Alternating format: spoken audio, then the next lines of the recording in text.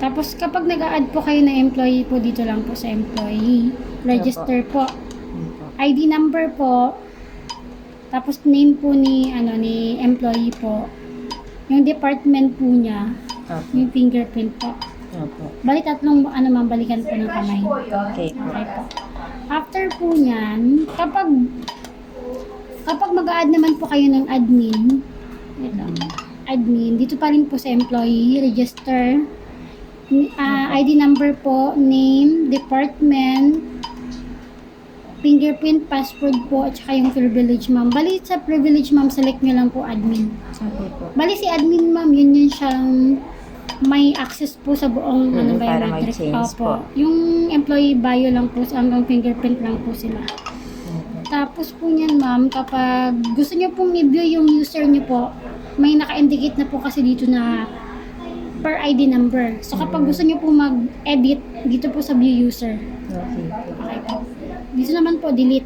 Opo. May manual naman po yun nakasama, ma'am? Wala siyang manual ma'am, pero ano po. Check po natin. Ma'am, dito sa view log ma'am, ganun pa din po ID number, tapos anong day siya gusto niyo pong i-view, ganun din po. Dito po sa device setting ma'am, attendance role, meron po dito yung mga department po.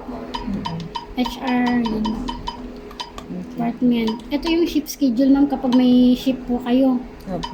Ano ba po, alas 8, ganyan. Pero delete ko na lang po to para clear.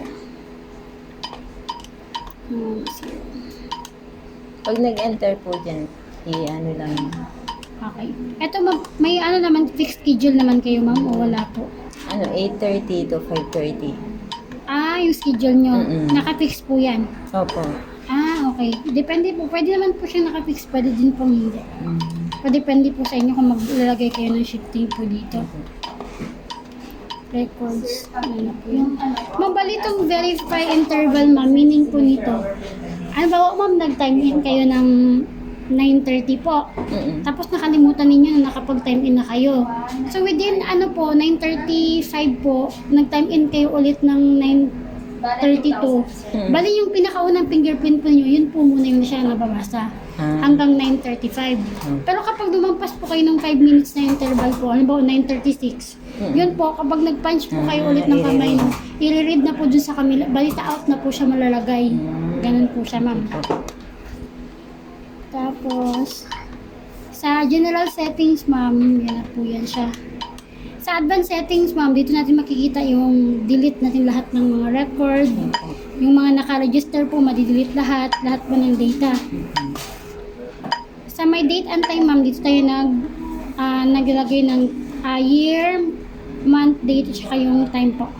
Yung fixed time. Apo. Pwede malalagay na po yung 8:30 to 5:30.